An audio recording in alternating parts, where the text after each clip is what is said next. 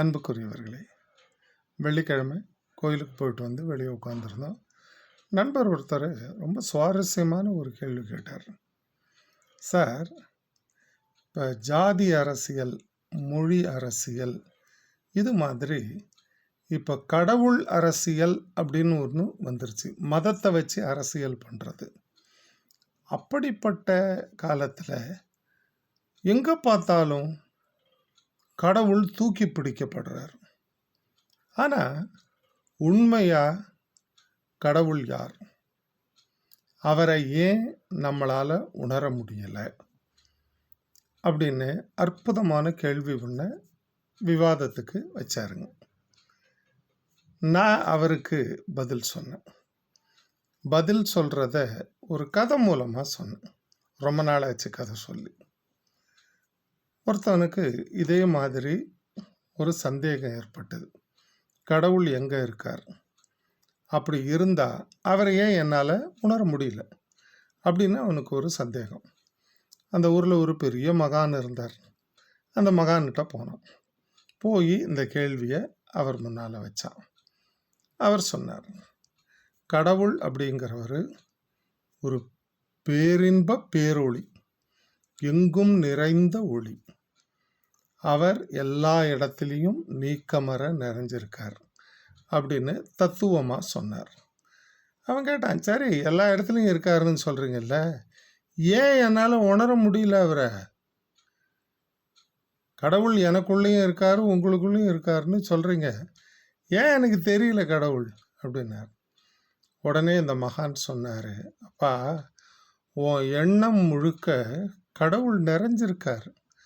ஆனால் உன்னுடைய எண்ணங்களின் மேற்பக்கத்தில் என் வேலை, என் பணம், என் மனைவி, என் மக்கள், என் நண்பர்கள், என் உறவினர்கள், இப்படி பல்வேறு வகையான அழுக்குகள் மேலே மூடிக்கிட்டு இருக்குது. அதனால் உன்னுடைய அற்புதமான எண்ணங்கள் உள்ள புதஞ்சி கிடக்குது. அந்த எண்ணத்துக்குள் நிறைந்திருப்பவர் கடவுள். இந்த மேலே இருக்கிறத எல்லாத்தையும் நீக்கிட்டு நீ தேடு, உன்னுடைய எண்ணத்தில் கடவுள் வெளியே வருவார்னார். அவனுக்கு அப்பயும் திருப்தி ஆகலை. உடனே அவர் என்ன சொன்னார் அந்த மகான், சரி நேராக காசிக்கு போ. கங்கையில் ஒரு அற்புதமான மீன் ஒன்று இருக்குது. ரொம்ப அழகான வண்ணத்தில் இருக்கும், உன்னால் கண்டுபிடிக்க முடியும்.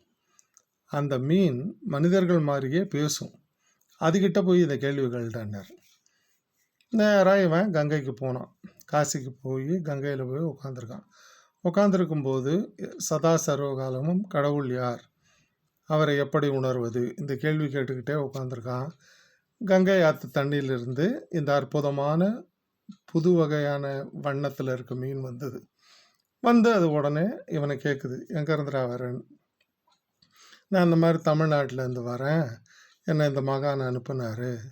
சரி என்ன வேணும் உனக்கு? கடவுள் எங்கே இருக்கார்?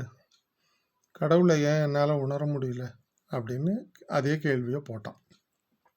உடனே இந்த மீன் சொல்லிச்சு, எனக்கு 7 நாளாக ஒரே தண்ணி தாகமாக இருக்குதுடா, நான் என்ன பண்ணுறது, நீ அதுக்கு பதில் சொல்லணும். தண்ணிக்கு நான் எங்கே போகிறது? உடனே இவன் சொன்னான், அட முட்டா மீனே, உன்னை சுற்றி மேலேயும் தண்ணி கீழேயும் தண்ணி, எல்லா பக்கமும் தண்ணி தானே இருக்குது, தண்ணியிலே இருந்துக்கிட்டு தண்ணி தாகம் எடுக்குதுங்கிறிய, அறிவில்லையான்னு. அப்படிதான்டா, உலகம் முழுக்க கடவுள் எல்லா இடத்துலையும் நிறைஞ்சிருக்காரு. நீ கடவுளுக்குள்ளேயே வாழ்ந்துக்கிட்டு இருக்க. உன்னை சுற்றி கடவுள் எல்லா இடத்துலையும் இருக்காரு. நீ ஏன் புரிஞ்சிக்கல? நான் எப்படி தண்ணியிலே இருந்து தண்ணி தாகம் எடுக்குதோ, தண்ணியை என்னால் உணர முடியலையோ, அந்த மாதிரி உன்னை சுற்றி கடவுள் எல்லா இடத்துலையும் நிறைஞ்சிருக்காரா, நீ ஏன் புரிஞ்சிக்கல? அந்த மீன் மறுபடி சொல்லிச்சு, உன்னுடைய எண்ணங்களுக்குள் நிறைந்திருப்பவர் கடவுள். ஆனால் உன்னுடைய எண்ணங்கள் ஆசையால் மூடப்பட்டிருக்கின்றன.